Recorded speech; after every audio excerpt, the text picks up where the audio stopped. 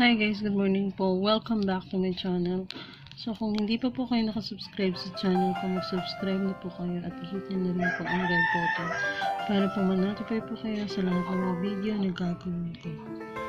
So ngayon po is February 3, 2020.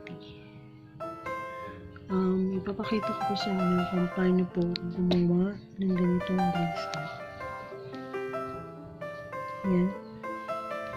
Ang tawag po sa beads na yan is glass. Glass po siya.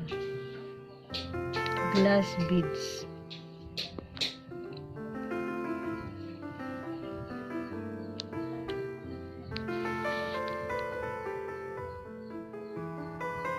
Ang design niya pa is flower.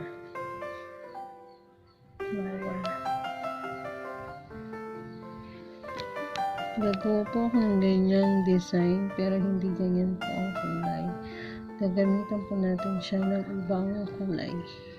Ito yung kulay na gagamitin natin. Crystal brown.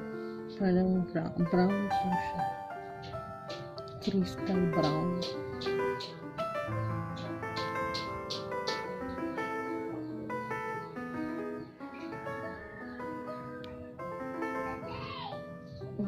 Tapos ito, clear beads. Ito po yung mga maliliit na beads.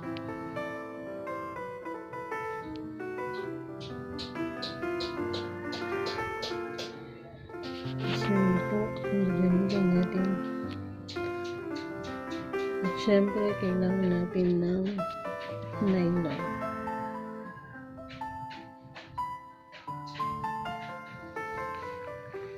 Pasensya na po kayo sa kamay ko kasi nagkulay po ako ng buhok ko. Ngayon hindi pa natatanggal kahapon, nagkulay po ako ng buhok ko. Kaya medyo maitim yung kamay ko. So,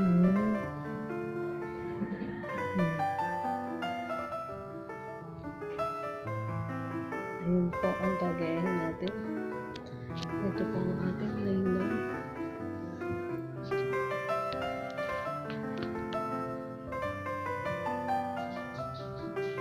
So, ang first step po, kukunin po natin yung nylon. Oops. Ayan, tumitila ako naman po ang mga manok. Pag tumila ako yan, sunod-sunod sila. Nagpapatalo.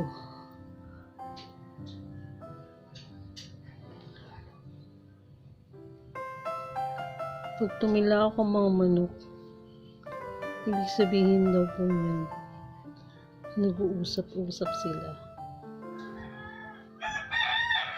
Kaya pag tumula ako yung isa, titula ako yung isa, hanggang sa lahat na sila. Lahat na nakakaabot ng tila ako ng manok. Manok na ang pinag-usapan namin. Yan po. So, first step po, kukuha po tayo ng maliit. Yan. Ito po yung maliit.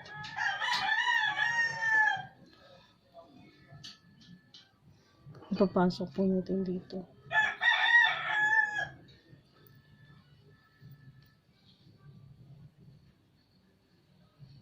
Yan po.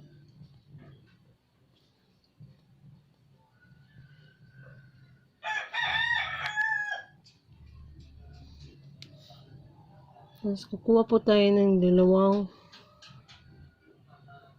crystal brown. Papasok po natin siya sa tag-isang kabilaang nylon. Yung kabilaang nylon. Yan. Yan.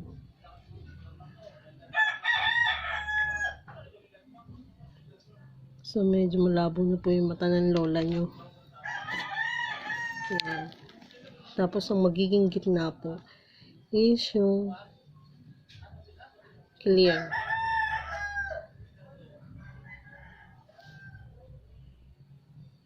Siya po yung magiging gitna. Hindi na sila natigil sa pag-uusap.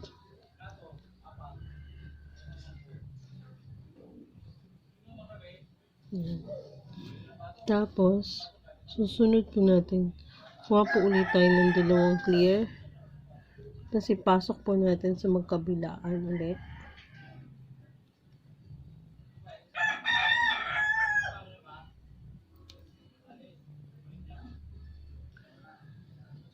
Yan, ang magiging itsura niya. Pagkatapos po nun, kukuha po tayo ng isa. Yung magkabilaang dulo po, ipapasok natin dito. So, magkabilang butas po. Yung dalawang dulo po ng nylon. Yan. Ipapasok natin dito sa butas. Tapos, sa magkabilang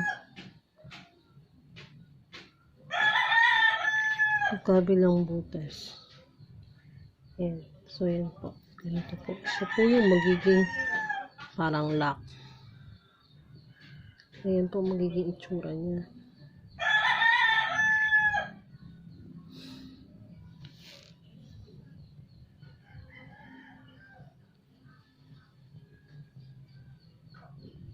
Ayan, hindi ba nila nagpo-focus? Ang ganda ng kamay ko.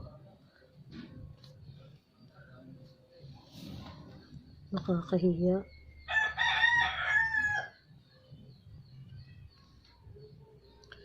Yung ganyan style po, pwede niyo rin po siyang gawing hikaw. Pero sa ngayon, gagawin po natin siyang bracelet. Tapos yan. Kapag okay na siya,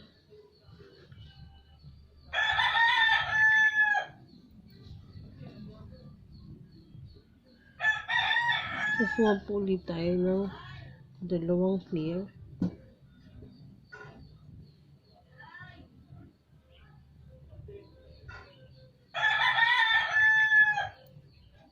Pasok po natin sa makabilaan.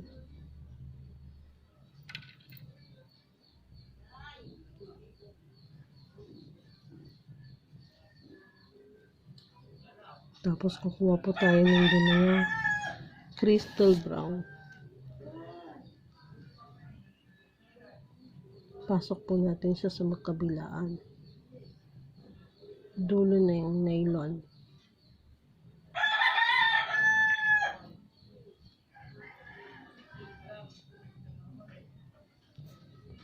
So, magiging ganyan po siya.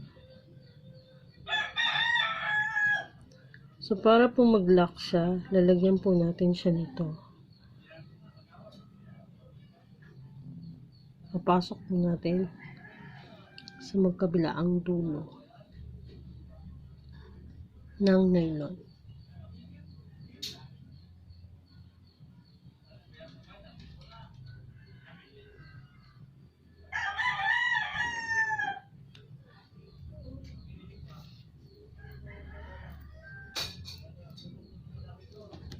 So, yun po yung magiging design niya.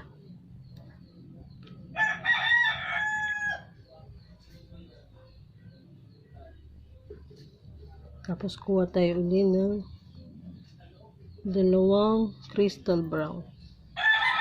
Dalawa po siya. Kasi papasok po natin sa magkabilaang dulo.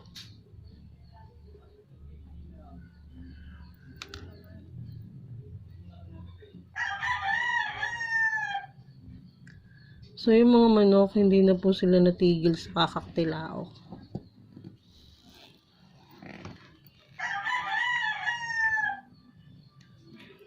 Ayan po. Ayan po siya. Tapos, para mag-lock ulit siya, kukuha po tayo ng dalawa ulit na crystal, na clear beads na maliliit.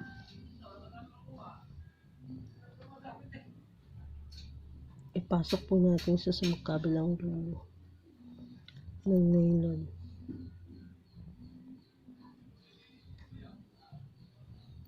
Ayan. So, magiging ganyan po siya.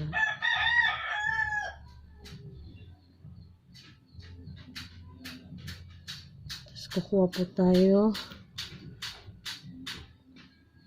ng dalawang crystal brown na beads.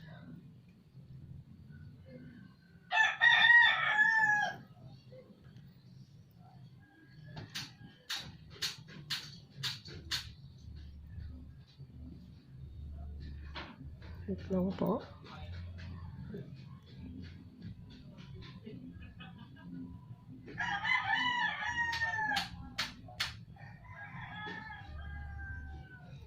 No, isang crystal brown na beads po pala. Isa lang. Ito. Papasok po natin sa magkabilaang dulo. Yung magkabilaang dulo ng nylon, ipapasok po natin siya sa isang beads. Ayan po. So, ayan na po siya. Hindi po siya yan. Ayan po magiging itsura niya.